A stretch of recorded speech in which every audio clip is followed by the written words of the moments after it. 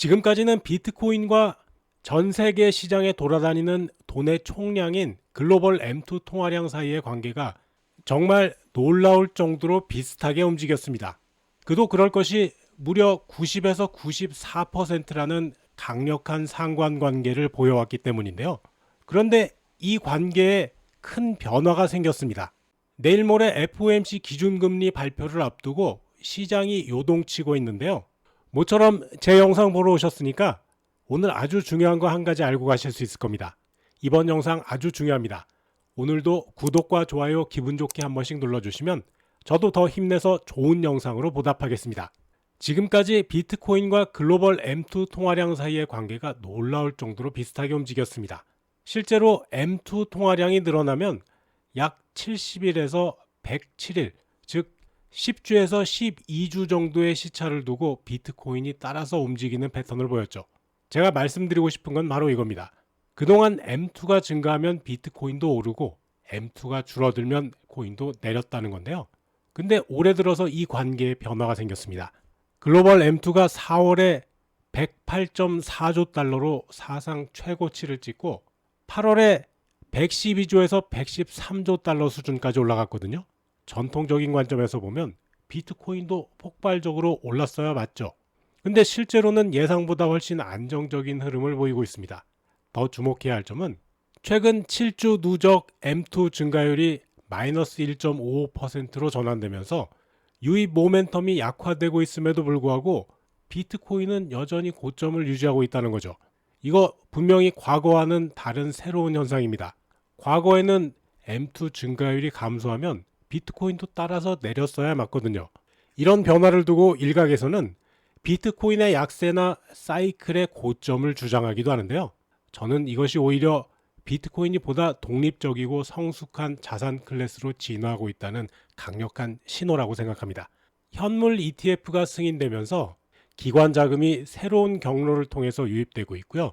단순한 유동성 요인을 넘어서 규제 환경이나 기관 채택률, 기술적인 발전 같은 복합적인 요인들이 가격에 영향을 미치고 있거든요. 물론 2026년 중반 이후, 내년 중반 이후죠.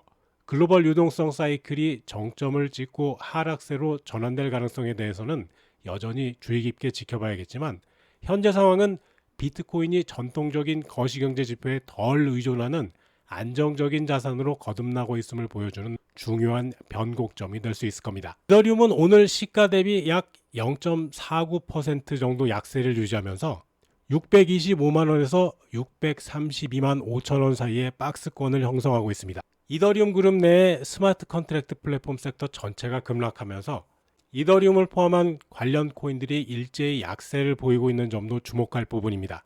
현재 이더리움 관련 종목군의 조정은 이더리움이 630만 원에서 635만 원 저항 구간의 강력한 매도벽이 재확인되면서 단기 차익 실현 압력이 작용한 결과로 보입니다. 자, 이제 중요한 것은 바로 모레 새벽 FOMC 발표를 앞두고 투자자들이 신중한 접근을 보이고 있다는 겁니다. 특히 0.25% 이하냐, 0.5% 이하냐, 요 금리나 기대감 사이에서 갈팡질팡하는 사이에서 이더리움은 위험 자산 성격이 강하기 때문에 이런 불확실성에 더 민감하게 반응하고 있어요. 그나마 거래량은 안정적이어서 급격한 가격 변동보다는 현재의 박스권 조정이 지속될 가능성이 높다고 볼 수 있겠습니다. 무엇보다 오늘 밤 9시 30분 미국 소매 판매 지표가 결정적인 변수가 될 것 같은데요. 현재 조정세를 고려할 때 예상보다 부진한 수치가 나온다면 금리 인하 기대감이 더욱 커지면서 이더리움은 635만 원을 돌파할 가능성이 높거든요. 반대로 이 수치가 견조하게 나온다면 추가 조정 압력을 가할 수 있는데요.